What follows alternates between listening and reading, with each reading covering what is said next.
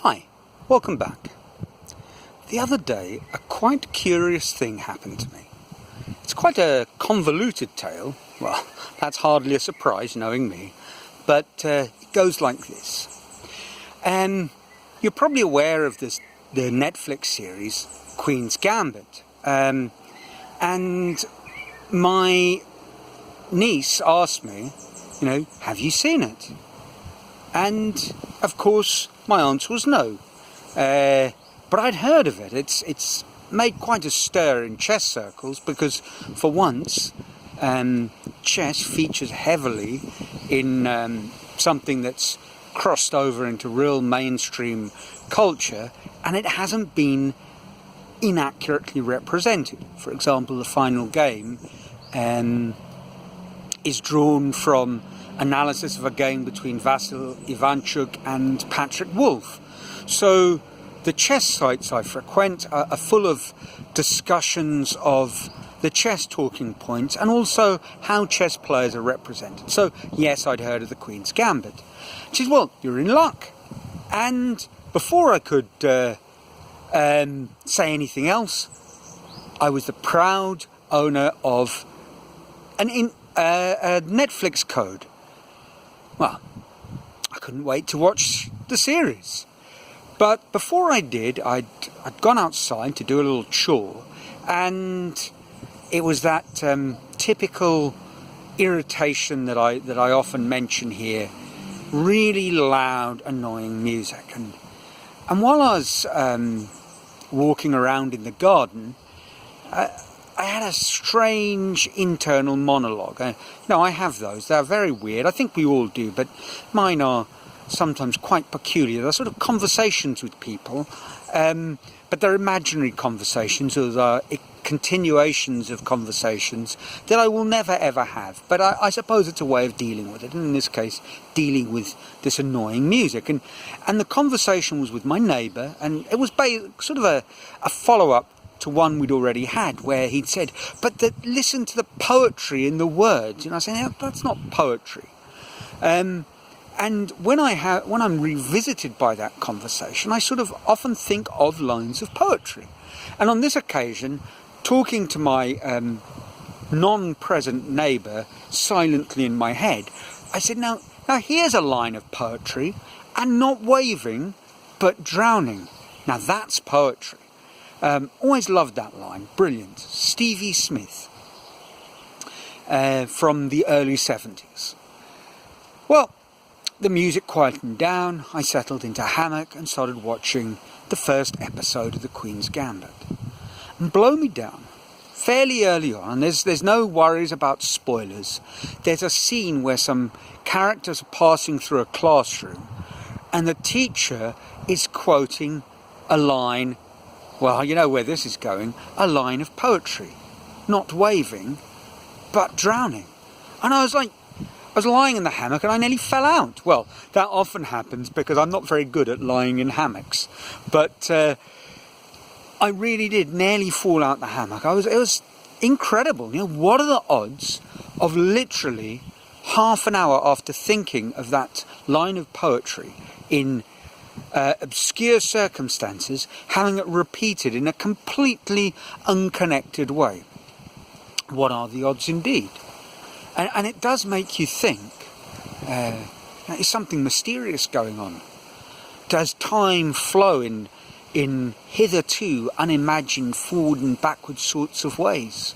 We are present in both the present and the future and the past simultaneously. There are those of a more spiritist persuasion who might argue that yes, that is the case. And perhaps there are those who think that the relativity interpretation of time needs to be pushed much, much further out there into the deep end of the cosmos. And I don't really hold to either of those ways of looking at it. I don't want to say it's a coincidence, a mere coincidence, because it's more than that. But let's imagine it for a moment. What are the odds? And actually, if you think about it, it's a line of poetry. It's not surprising that I thought of that line now, because I often dredge up when I'm not thinking. I don't dredge them up so much as lines of poetry or literature or even conversations with key figures sort of float into my consciousness. And not waving but drowning is quite apposite right now. And whilst it's a little obscure, and I have to say anachronistic, because as I say, I believe the poem was written in 1972 thereabouts, and this would have been from the 1950s. So that's a little tut in the direction of the Queen's Gambit, but it is a good line of poetry that might have been discussed in poetry classes.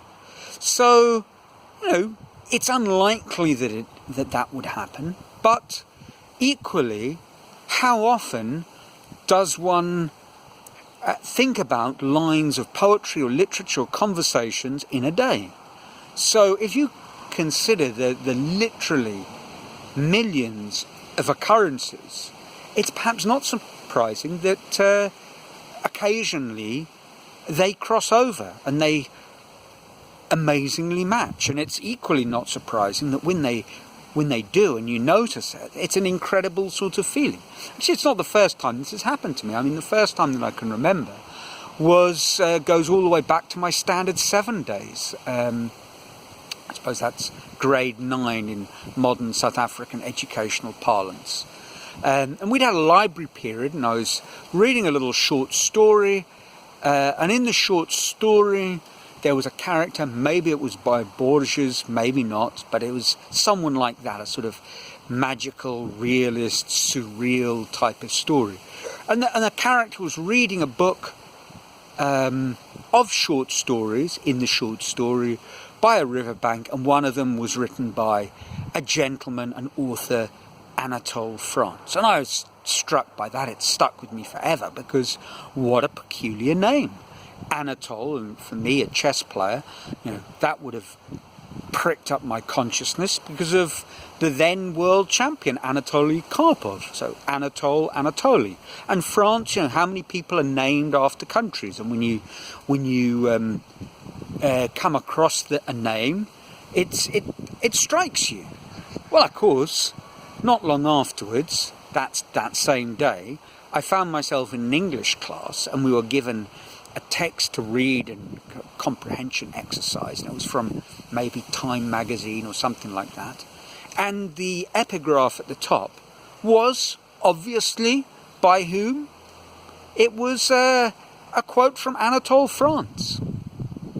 And again, it was unbelievable to me that I would see the same obscure name twice in a day. But perhaps this must be tempered with the fact that he was a Nobel Literature Laureate, so I might have never heard of him, but the literary world obviously had. And I think those are the two occasions that I can think about that where two lines sort of converged on the same day in an incredible way, and it struck me as remarkable and gave my day a real lift, both 40 years ago and a few weeks ago. It begged a question, if that gives you a little lift, a sort of adds to the mystery of the universe and makes you think that in some very small, gentle but marvellous way life is worth living, how can we help that happen just a little bit more often? And I think there's two ways. The first is obviously the more obscure but interesting details you have tucked away in your memory banks, the more you have to dredge up. And the more widely you experience the world, the more likely you are going to have unexpected sort of encounters of these little tidbits. So the message is very simple. If you enjoy them, go out and start hoarding treasure. And that is one of the values of a good and broad education. I think the other way we can encourage the possibility of this happening to us, these unexpected serendipitous meetings, is by just becoming more aware and more in the moment. So I could have read the story in a kind of daydream where I just got the story, or I could have read it attentively.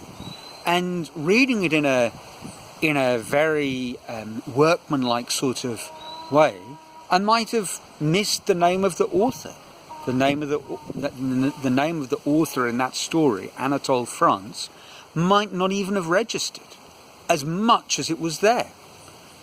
And that actually, the fact that you are registering things unconsciously could be an explanation for the Queens Gambit mystery. Perhaps in the videos on the chess programs that I was watching, they showed little excerpts from the series, and perhaps I'd actually, without realizing it in the background, heard that line, and that line was not tucked away in the dim, distant recesses of my mind, but was actually just bubbling under the surface, ready to explode. And it did when I thought of talking about poetry, and then it made the connection, not surprisingly, in the Queen's Gambit, because that's where it came from in the first place. Who knows? This is possible. We experience the world with millions and millions of bytes of information flooding in per second, and we register a very small fraction of it consciously. So maybe that's it. Whatever, clearly the explanation is, clearly if we enjoy that sort of experience, becoming more aware, more tuned into the moment, is in our best interests. And maybe not only will that help the chance of absurdly unlikely coincidences, but maybe it's a little bit of protection against the miserable fate of the chap in Stevie Smith's poem who was not waving but drowning. Maybe one of our protections in the against the icy waters, especially in the times we live in, is just becoming more connected to the moment and developing a richness of experiences and trying to connect them. I don't know. It still was quite incredible, and I think when I told the story to my nieces, they were amazed. So it was a sort of generous payback for their Netflix code.